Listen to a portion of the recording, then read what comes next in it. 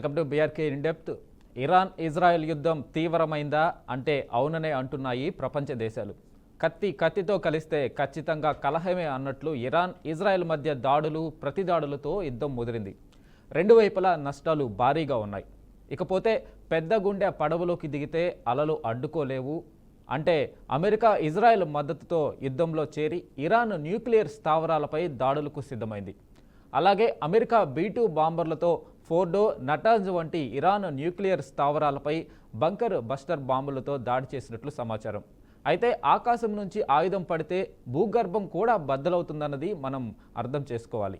America దాడులతో Iran కోపోద్రిక్తమై ప్రతీకార దాడులకు సిద్ధమవుతూ అంతర్జాతీయ చట్ట ఉల్లంఘన అంటూ ఖండిస్తుంది. చైనా, రష్యా ఇరాన్కు మద్దతు ప్రకటించినా రష్యా ఇప్పటి వరకు బహిరంగంగా సైనిక సహాయం అందించలేదు. కానీ ఉద్రిక్తతలు పెరిగే సూచనలు కనిపిస్తున్నాయి. నిప్పు రాజేస్తే ఊరంతా కాలుతుంది అన్నట్లు ఇరాన్ ఇజ్రాయెల్ యుద్ధం అమెరికా జోక్యంతో మరింత ఉధృతమై చైనా, రష్యాలు కలిస్తే ప్రపంచవ్యాప్త సంఘర్షణకు దారితీసే ప్రమాదం ఉంది. దౌత్య మార్గమే ఈ అగ్నిని ఆర్పగల ఏకైక మార్గం. మరి యుద్ధ మంటలు చల్లారుతాయా లేక మూడవ ప్రపంచ యుద్ధం తప్పదా?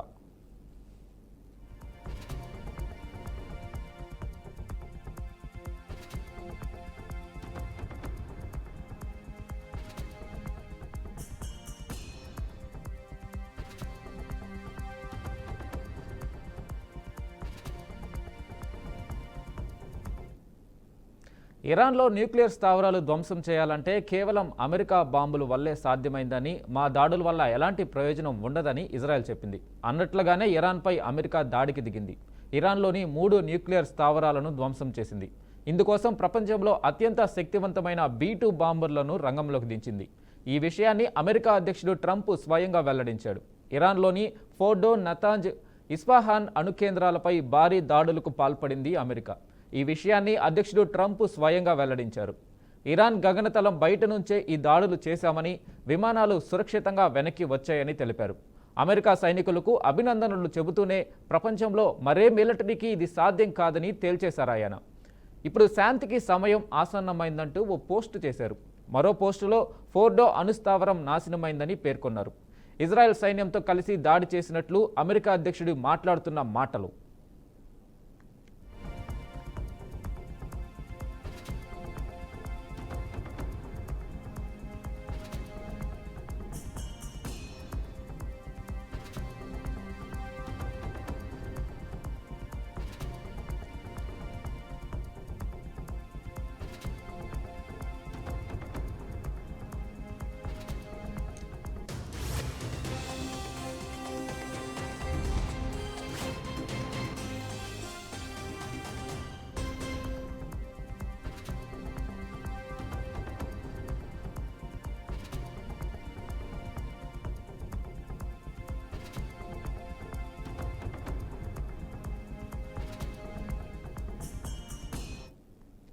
శుక్రవారం రాత్రి మిస్సోరీలోని వైట్ మ్యాన్ ఎయిర్ బేస్ నుంచి B-2 బాంబర్లు పశ్చిమం వైపు వెళ్లినట్లు అగ్రరాజ్య మీడియా వెల్లడించింది. శనివారం నాటికి ఆయా విమానాలు పసిఫిక్ మహాసముద్రం మీదుగా పయనించాయి. ఇంతకీ B-2 బాంబర్ల ప్రత్యేకత ఏంటి? స్పిరిట్ బాంబర్లు 30,000 పౌండ్ల బంకర్ బస్టర్ బాంబును మోసుకెళ్లే శక్తి సామర్థ్యాలు వీటి సొంతమని CNN తెలిపింది. ఇరాన్లోని పటిష్టమైన ఫోర్డో అణుస్థావరాన్ని ఛేదించగల బాంబర్లు ఇవేనని అమెరికా, ఇజ్రాయెల్ బలంగా నమ్ముతున్నాయి. B-2 బాంబర్లను సాధారణ రాడార్లు పసిగట్టే ఛాన్స్ లేదు. వీటికి ఫ్లయింగ్ వింగ్ డిజైన్, రాడార్ శోషక పదార్థాలు, ఇన్ఫ్రారెడ్ సిగ్నేచర్ కారణంగా గుర్తుపట్టడం కష్టమని అంటున్నారు. సింపుల్గా చెప్పాలంటే పక్షి బాంబర్లు అని అంటారు. పరిస్థితి గమనించిన ఇరాన్ తన అమ్ముల పదులోని అస్త్రాలను బయటకు తీయాలని నిర్ణయించింది. ఇజ్రాయెల్ ప్రధాన నగరాలపై వాటిని వేయాలని డిసైడ్ అయినట్లు ఆ దేశ స్థానిక మీడియా చెబుతుంది. తమను తాము కాపాడుకోవడానికి ఇదొక్కటే మార్గమని అంటూ రాసుకొచ్చాయి.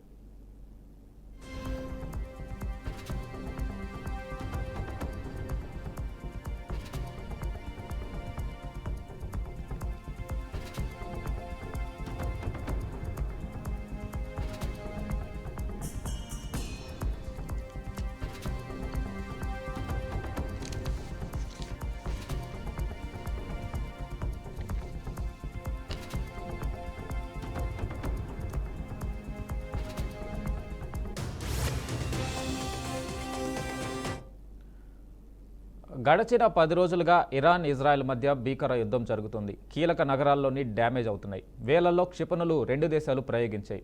ఇరాన్ వైపు దాదాపు 1000 మంది మరణించినట్లు వార్తలు వస్తున్నాయి. ఇజ్రాయెల్ వైపు కూడా 200 మంది చనిపోయినట్లు వార్తలు వస్తున్నాయి. ఈ దాడుల్లో ఇరాన్కు చెందిన అగ్రశ్రేణి సైనిక కమాండర్లు, అణు శాస్త్రవేత్తలు మృత్యువాత పడ్డారు.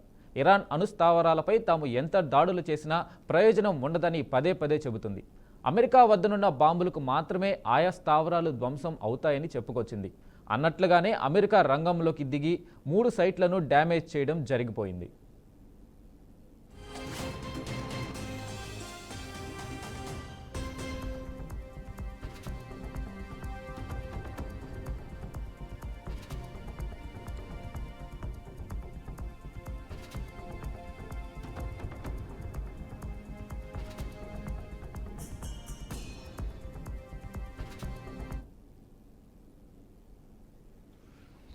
Thank you very much.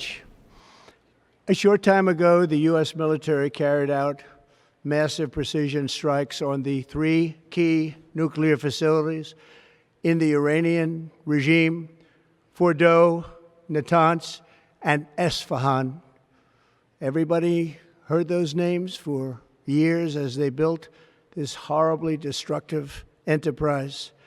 Our objective was the destruction of Iran's nuclear enrichment capacity and a stop to the nuclear threat posed by the world's #1 state sponsor of terror. Tonight, I can report to the world that the strikes were a spectacular military success. Iran's key nuclear enrichment facilities have been completely and totally obliterated. Iran, the bully of the Middle East, must now make peace. If they do not, future attacks will be far greater and a lot easier. For 40 years, Iran has been saying death to America, death to Israel. They have been killing our people, blowing off their arms, blowing off their legs with roadside bombs. That was their specialty. We lost over 1,000 people, and hundreds of thousands throughout the Middle East and around the world have died as a direct result of their hate. In particular, so many were killed by their general, Qasem Soleimani. I decided a long time ago that I would not let this happen. It will not continue. I want to thank and congratulate Prime Minister Bibi Netanyahu. We worked as a team like perhaps no team has ever worked before. And we've gone a long way to erasing this horrible threat to Israel. I want to thank the Israeli military for the wonderful job they've done.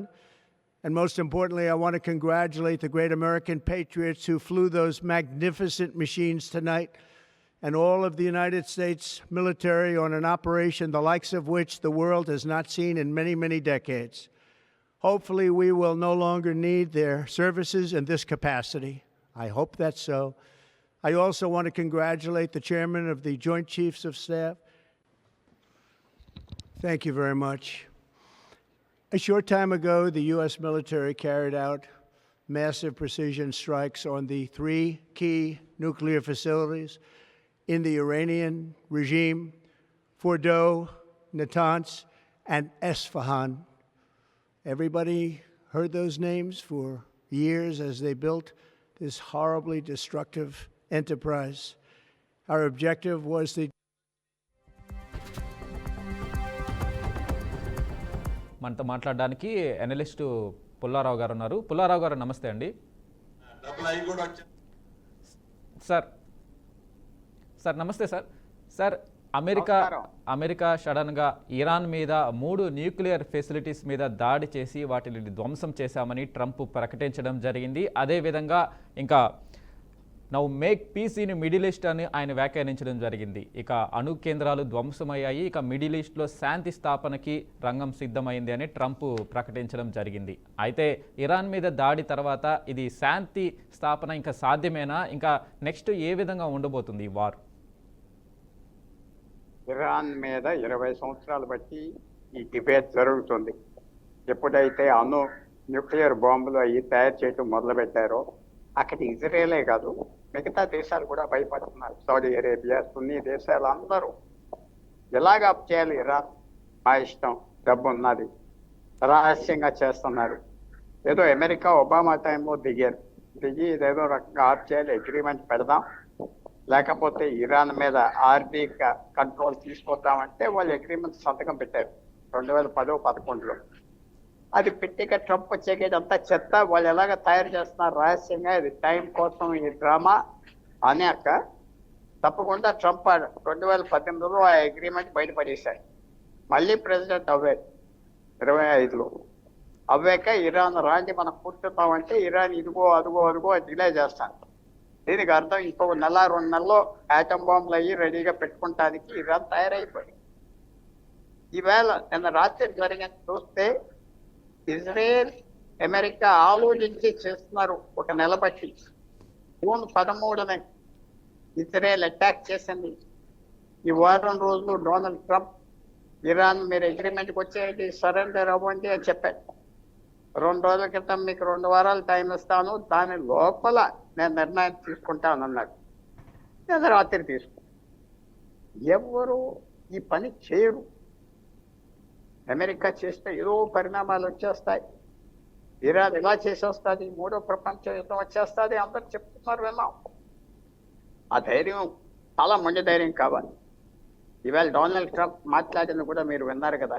ఒక మాట ఏమన్నాడు, ఖాసిం సొలైమాని చంపేశాం, ఎందుకంటే వాడు అరాచకంగా అందరినీ చంపేసేవాడు, road side బాంబులు పెట్టి attack చేసేవాడు, chief Iranian revolutionary ఆర్మీకి.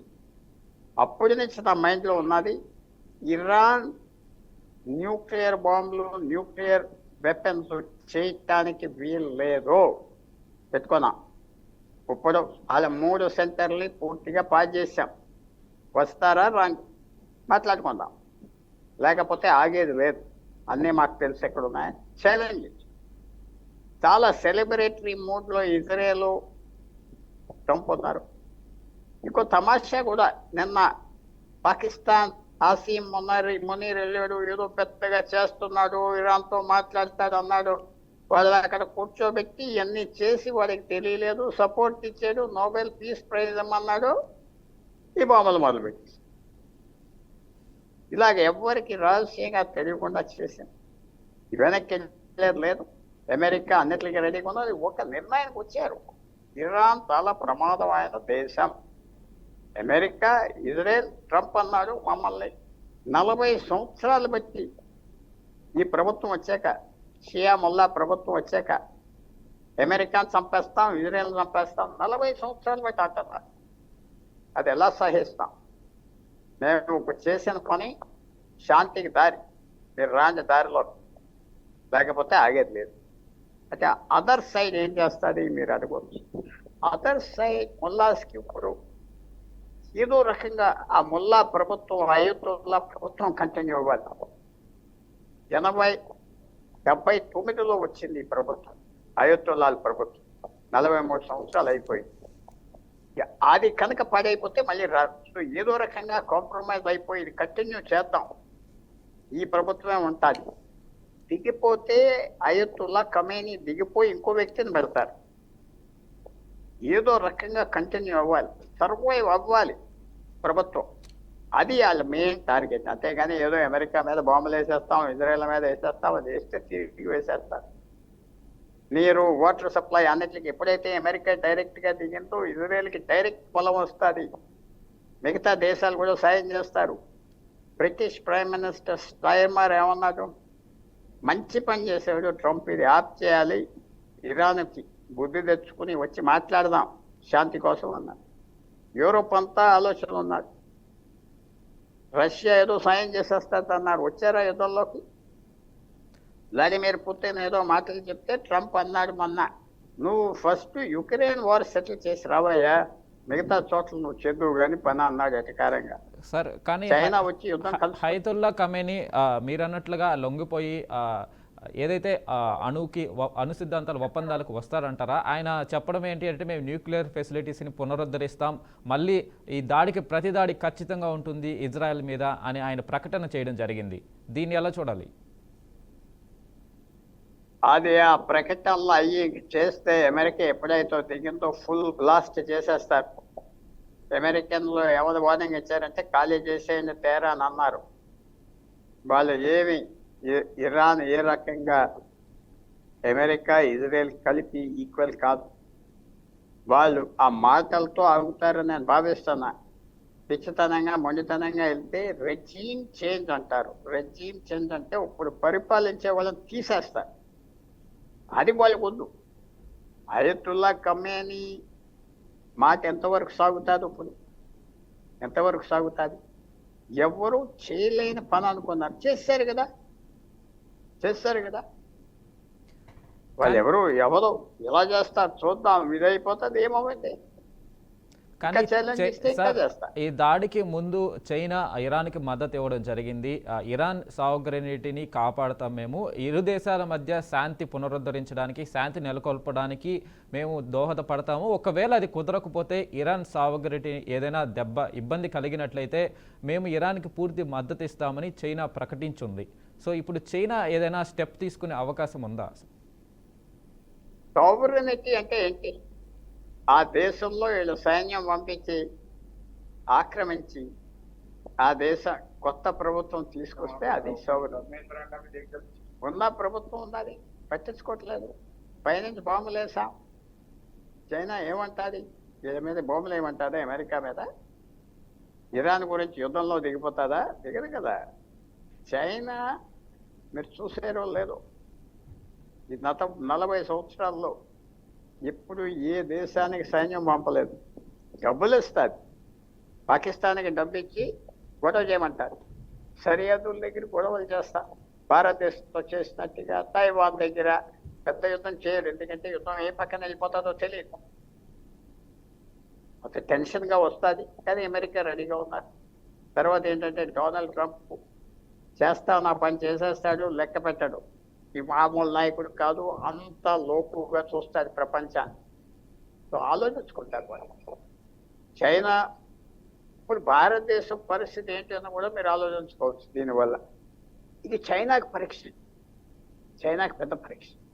ఇరాన్ మేము రక్షిస్తా ఉన్నాం, పాకిస్తాన్ రక్షిస్తా ఉన్నాం. ఇది చేస్తాం, చూడాలి ఏం చేస్తారు. పిట్టిబాట్లతో కూర్చుంటారా? పాకిస్తాన్ సౌవరెనిటీ కూడా మేము కాపాడుతూ ఉన్నారు, ఇరాన్ సౌవరెనిటీ కూడా కాపాడుతూ ఉన్నారు. ఎవరెవరి దేశాలు కాపాడుతారు చూడాలి. ఇది నేను అనుకుంటుందా అయతుల్లా ఖమేనీ తగ్గిపోతాడు. తగ్గిపోతే రెజీమే మారిపోతాడు. ఇరాన్ ప్రపంచంలో 2వ దేశం.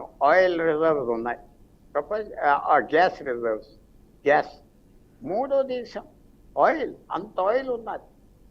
అమ్మనివ్వకుండా చేశారు కాబట్టి అమెరికా, యూరోప్ ఎవరు కొనడానికి వీల్లేదు అన్నారు కాబట్టి భారతదేశం కూడా కొనటం మానేసి వాళ్ళ హయాం తగ్గింది, వాళ్ళ గొడవ తగ్గింది డబ్బులు లేక.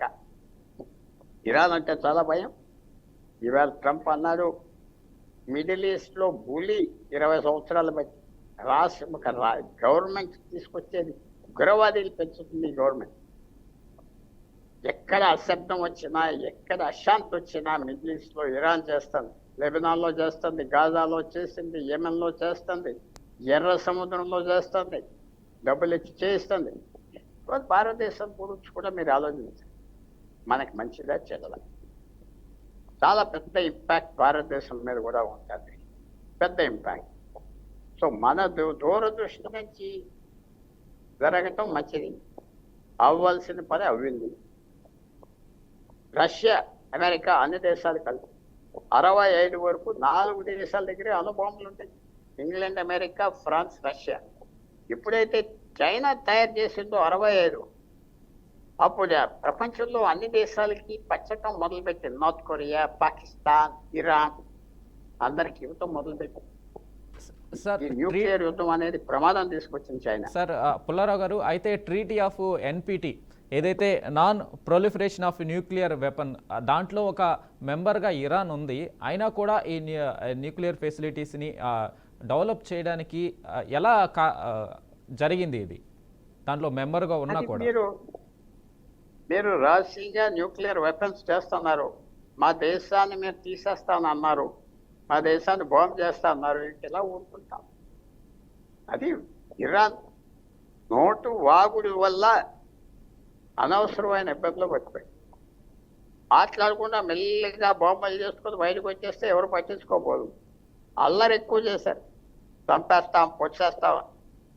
ఎప్పుడైనా ఒక రౌడీ గ్యాంగ్ అల్లరి చేస్తే దొరికిపోతారు కదా, అందరూ అలర్ట్గా ఉంటారు కదా. సో ఆ పొరపాటు చేసింది ఇరాన్. 30-40 సంవత్సరాలు బట్టి అమెరికా చంపేస్తాం, చావు అమెరికాకి ఎంతో అలర్ట్ చేసి ప్రజలు ఇస్తారు. Nuclear projects non proliferation treaty అంటే ఎవరు బాంబ్స్ చేయమని చాలా మంది సంతకాలు పెట్టారు, ఇష్టం వచ్చినట్టుగా చేస్తున్నారు. ఇప్పుడు వచ్చిన ప్రాబ్లం ఏంటంటే ఇరాన్ని ఇంకా ముందలకి వెళ్ళనివ్వరు. తగ్గిపోతాడా కమేని ఆ రెజ్యూమ్ కంటిన్యూ అవుతాడు. తగ్గకపోతే వాళ్ళు చేసే పనులు అమెరికా, ఇజ్రాయెల్, యూరోప్ ప్రోత్సాహంతో సాయంతో విశేషమైన రూయిన్ తీసుకొస్తారు ఇరాన్కి. అది ఫస్ట్ స్టెప్. ఈ మూడు సైట్స్ మీద బాంబులు వేయడం చిన్న విషయం కాదు. చాలా గుండె ధైర్యం కావాలి, మొండితనం కావాలి. డొనాల్డ్ ట్రంప్ దగ్గర ఎక్కువ ఉన్నది. సార్ నిజంగా ఇరాన్ అంత ప్రమాదకరమైన దేశమా? నిజంగా ఇరాన్ అంత అమెరికా, ఇజ్రాయెల్ చెప్తున్నట్లుగా అంత ప్రమాదకరమైన దేశమా? వారి దగ్గర ఏదైతే న్యూక్లియర్ ఫెసిలిటీస్ డెవలప్ అవడం వల్ల ప్రపంచానికి అంత అమెరికా చెప్తున్నట్టుగా అంత ఇబ్బంది కలిగించే అంశమా? ఇప్పుడు పాకిస్తాన్ దగ్గర న్యూక్లియర్ వెపన్లు ఉన్నాయి. ఎలా మాట్లాడారు? ఆపరేషన్ సింధూర్ ముందల 160 బాంబులు ఉన్నాయి, మీ మీద వేసేస్తాం, మీ దేశాన్ని నాశనం చేసేస్తాం అన్నారా? డిఫెన్స్ మినిస్టర్లు అన్నారు పాకిస్తాన్. ఎలాగుంటుంది భారతదేశానికి? ఇజ్రాయెల్ అమెరికాకి ఎలాగుంటుంది? సౌదీ అరేబియాకి ఎలాగుంటుంది? సౌదీ అరేబియా సున్నీ దేశం. 1985లో లక్షల మంది హజ్జీకని పంపించారు ఇరాన్. హజ్జీకని పంపించి అక్కడ తీవ్రమైన రెబెలియన్ తీసుకొచ్చారు. ఈ మస్జిద్ మీరెవరిది, మీరు తగ్గిపోవాలి సౌదీ అరేబియాని అల్లరి చేశారు. 100 మందిని చంపేశారు సౌదీ అరేబియా పోలీసుతో కాల్చేసి. అప్పటి నుంచి ఇరాన్ లిమిటెడ్ నెంబరే వెళ్తారు హజ్కి, మెక్కాకి. ఇవన్నీ ఉన్నాయి. ఈవేళ హూతీస్ పెట్టి యెమెన్లో సౌదీ అరేబియాతో యుద్ధం చేస్తారు. గాజాలో హమాస్ పెట్టి ఇజ్రాయెల్తో యుద్ధం చేస్తారు. హెజ్బుల్లా పెట్టి లెబనాన్ నుంచి ఇజ్రాయెల్తో యుద్ధం చేస్తారు. సిరియన్ ప్రభుత్వం కాపాడి గొడవలు చేస్తా వచ్చింది ఇరాక్.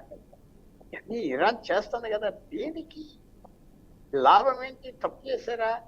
నిశ్శబ్దంగా పెరగొచ్చు కదా, పెరిగాక ఎవరేం చేయరు కదా. అది వచ్చిన ప్రాబ్లం. ఇరాన్కి అక్కడ పక్క దేశాలకు కూడా చాలా భయం అయిన పరిస్థితి వచ్చారు. వాళ్ళ మతం గురించి అనుకోండి, వాళ్ళ షియాస్ గురించి అనుకోండి, లేకపోతే డబ్బు మాకెంత ఉన్నదని ఆ ధైర్యంతో అనుకోండి. వచ్చిన ప్రాబ్లం ఏంటంటే ఇరాన్ కూడా 2-3 వేల సంవత్సరాలు చరిత్ర ఉన్నది. భారతదేశం లాగా, గ్రీస్ లాగా కొత్త దేశం కాదు. పాత సంస్కృతి, పాత సివిలైజేషన్. వాళ్ళు అరబులు కూడా కాదు. అరబ్స్ అంటే ఓ రకంగా ఉంటారు. వీళ్ళు అరబ్ భాష కాదు, పర్షియన్ భాష. భారతదేశంతో ఎంతో సంబంధం ఉన్నది. మీకు తెలియని విషయం కాదు. అయతుల్లా ఖొమేనీ ఎవరైతే మొదట రిలీజియస్ లీడర్, సుప్రీం లీడర్ 79లో అవ్వేడు ఇరాన్. వారి తాత భారతదేశంలో పుట్టి పెరిగినోడు, భారతదేశం నుంచి వెళ్ళాడు అక్కడికి. మనకి చాలా లింక్ ఉన్నది ఆ దేశంతో, అప్పటి నుంచి చాలా లింక్. సార్ ఇరాన్లో ఇప్పుడున్న పుల్లారావు గారు మీరు అన్నట్లు ఇరాన్లో ఇప్పుడున్న పరిస్థితుల దృష్ట్యా అక్కడ ఏదైనా మార్పులు జరిగి ఇరాన్లో గవర్నమెంట్ రెజిమ్ మారడం కానీ ఇలాంటి ఏమైనా మార్పులు జరిగితే ఇండియా ఏమైనా అక్కడి నుంచి మళ్ళీ ఆయిల్ కొనడానికి ఏమైనా అవకాశం ఉంటుందా? ఇండియాకి ముఖ్యమైన సమస్య ఆయిల్ సమస్య. వాళ్ళు తెలివితేటలుగా ప్రభుత్వం వాళ్ళే మార్చుకుని ఈ అయతుల్లా దిగిపోమని ఇంకో అయతుల్లా ఎలక్ట్ చేసుకోవడానికి రెడీ అయిపోయారు. ఓకే, వాళ్ళు ఆ పని చేస్తే వాళ్ళకి మళ్ళీ లైఫ్ వస్తుంది. ఆ పని చేయకుండా మిసైల్ చేస్తే దూకుడుగా వైలెంట్గా తీసేస్తారు. అలానే ఒక జనరల్ ఎవరినో పెడతారు అక్కడ, ఇరాక్ లాగా అరాచకం వస్తారు. సో ఇరాన్ చేతిలో ఉన్న చాయిస్. వాళ్ళ ప్రభుత్వం సేవ్ చేసుకోవచ్చు. డొనాల్డ్ ట్రంప్ కూడా అయతుల్లా ఖమేనీ ఎక్కడ దాక్కున్నాడో మాకు తెలుసు, కానీ వాటిని చంపం అన్నాడు. మీకు దారి ఇస్తున్నాం తగ్గిపోవటానికి అన్నాడు. అందువల్ల ఇరాన్ చేతిలో ఉన్నది. ఇప్పుడు పూర్తిగా భస్మం అయిపోవాలా, సర్వైవ్ అవ్వాలా? రైట్, వాళ్ళ choice. Right. Thank you Pullarao గారు, మీ విశ్లేషణ అందించినందుకు థ్యాంక్ యూ అండి. సో ఏదైతే అమెరికా డైరెక్ట్గా రంగంలోకి దిగి ఇరాన్లోని 3 న్యూక్లియర్ ఫెసిలిటీస్ని ధ్వంసం చేసిన తర్వాత ఇరాన్ ఎలా ప్రతిస్పందిస్తుంది, ప్రపంచ దేశాలు దీని మీద ఎలా స్పందిస్తాయి అనేది కూడా ఆసక్తికరంగా మారింది. సో ఇది ఇవాల్టి BRK in depth. Keep watching BRK news.